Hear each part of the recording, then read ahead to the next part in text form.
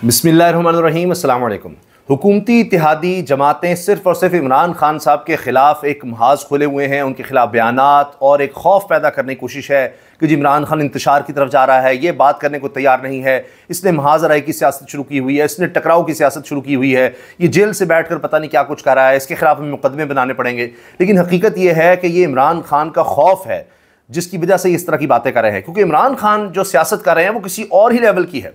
अंदाज़ा लगाइए कि जेल में होते हुए अब एक नई फोर्स तैयार करने की बात हो रही है। 1 जून के हवाले से अब तहरीक इंसाफ ने प्लानिंग कर ली है और मुहिम साजी का आगाज़ कर दिया है।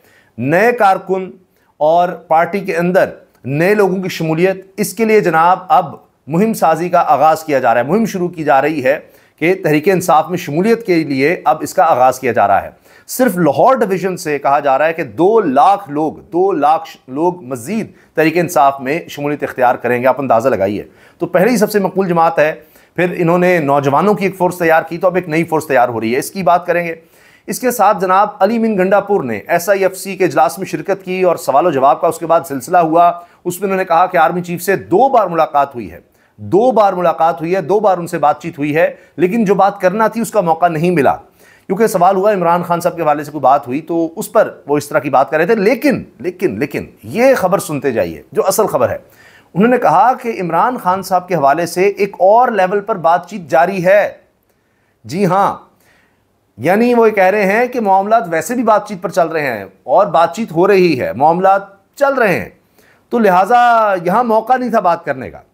उनके अल्फाज ये हैं कि आर्मी चीफ से 2 बार बातचीत हुई, 2 दफ़ा मुलाकात हुई है, लेकिन जो बात करना थी उसका मौका नहीं था और वैसे भी एक अलग लेवल पर बात तो हो ही रही है। तो अब आप समझें कि यहाँ नहीं हुई तो लेकिन एक और लेवल पर तो बात हो ही रही है और बात होती रहती है।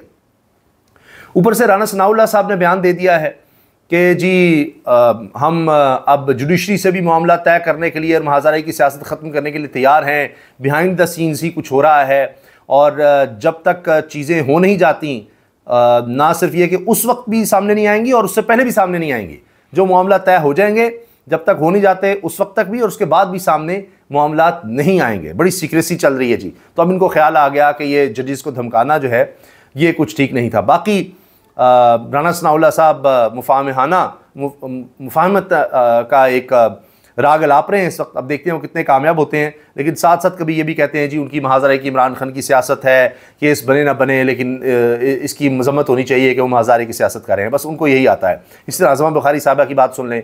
मरीम नवाज़ साहबा की तो दुनिया एक अलग ही है। वो तो ऐसे लगता है कि पाकिस्तान तरक्की की तरफ दौड़ रहा है, तेज़ी से जा रहा है। उनके जो बयान आते हैं, पता नहीं वो सिर्फ चूँकि अपने वहाँ रायमंड महल में रहती हैं, वज़ारत आला इंजॉय कर रही हैं, तो उसी में वो रहकर इस तरह के बयान देती हैं जो ज़मीनी हक़ाइक़ से बिल्कुल ही ताल्लुक़ नहीं रखते। आप यकीन कीजिए, मैं ये बात कोई ख़ुद से नहीं कर रहा, आप उनके बयानात सुन लीजिए जो उनके सामने आए हैं। मिसाल के तौर पर कह रही हैं पाकिस्तान और पाकिस्तानी अवाम के लिए अच्छे दिन आ रहे हैं, और साथ उन्होंने ये कहा कि जी अब ये तरक्की की तरफ हम जा रहे हैं, बड़ा ज़बरदस्त माहौल बन रहा है।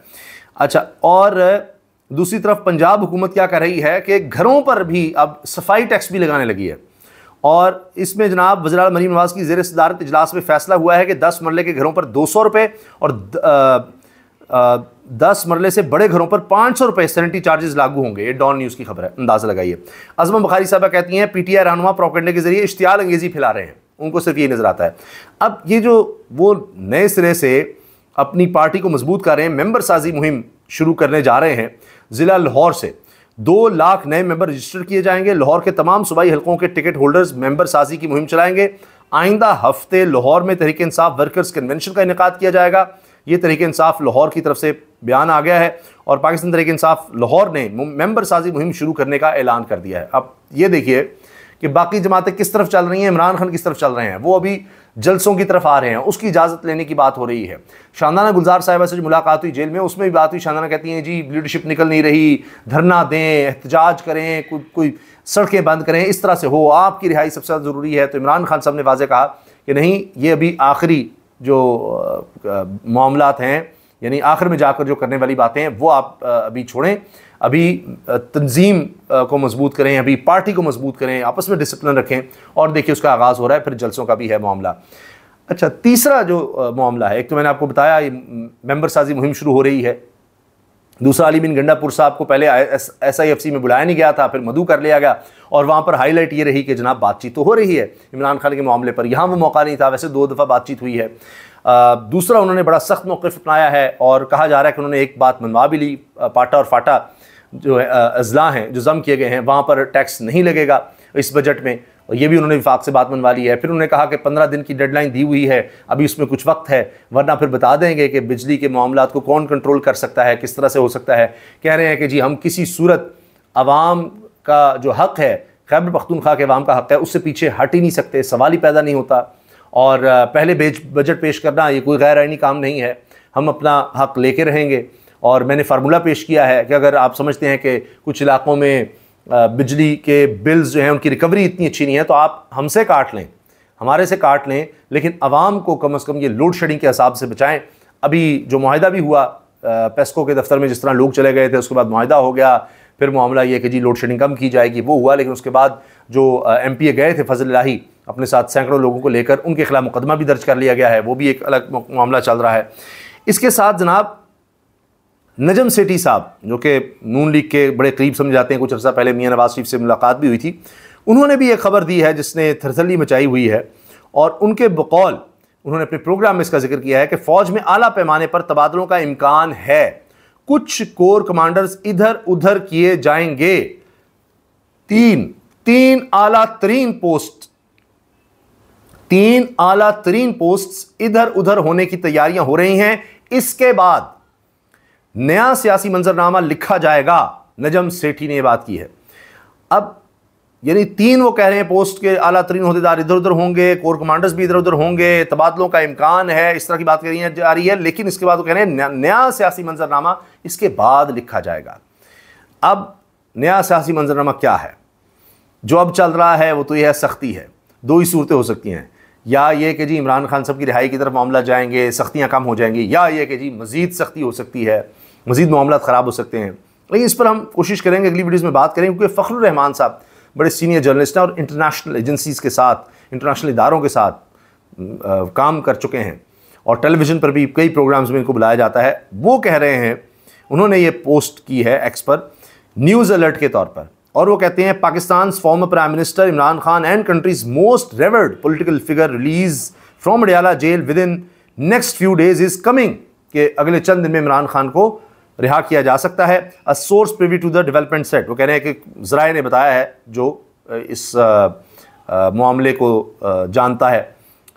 Imran Khan has already requested supreme court to allow him personally allow NAB case, अच्छा जी पर्सनली फॉलो नैब केस। वो कह रहे हैं जी इमरान खान पहले सुप्रीम कोर्ट से दरख्वास्त कर चुके हैं कि वो ज़ाती हैसियत में पेश होकर नैब केस की पैरवी करना चाहते हैं। अच्छा, इसके साथ जनाब एक और ख़बर ये आई है कि इस्लामाबाद में मुजाहिरीन की हलाकत पर फ़ौजी अफसर को गिरफ़्तार कर लिया गया है।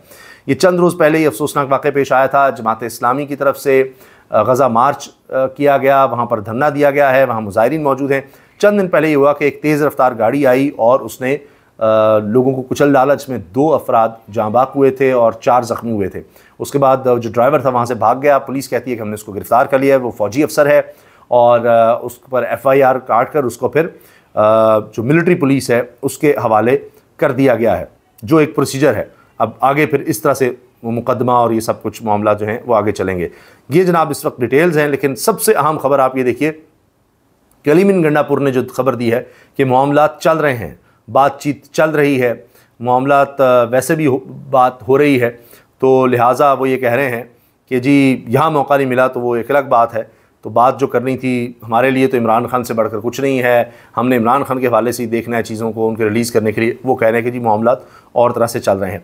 एक और ख़बर आई कि जी तहरीक इंसाफ के मरकज़ी दफ्तर पर जिस तरह धावा बोला गया था, और उसके बाद वहाँ से ही उन्हीं के जो रहनुमा आमिर मसूद मुग़ल, उनको गिरफ़्तार कर लिया गया था, उन पर दहशतगर्दी के तहत पर्चा दे दिया गया था। अब अडयाला जेल से उनकी रिहाई हुई और वो सीधा सेंट्रल सेक्रेटरीट पहुँचे। अंदाज़ा लगाएं, वो घबराए नहीं, वो डरे नहीं, ये हुआ है। क्रिकेट के हवाले से खबर बड़ी दिलचस्प है। शाहीन शाह अफरीदी ने, जो अभी कुछ अर्सा पहले कप्तान बना दिए गए थे, तो शाहीन शाह अफरीदी ने कौमी टीम की नायब कप्तानी कबूल करने से माज़रत कर लिया। वो कहते हैं जी मुझे कप्तान नहीं रहने दिया तो मैंने नायब कप्तान भी नहीं बनना।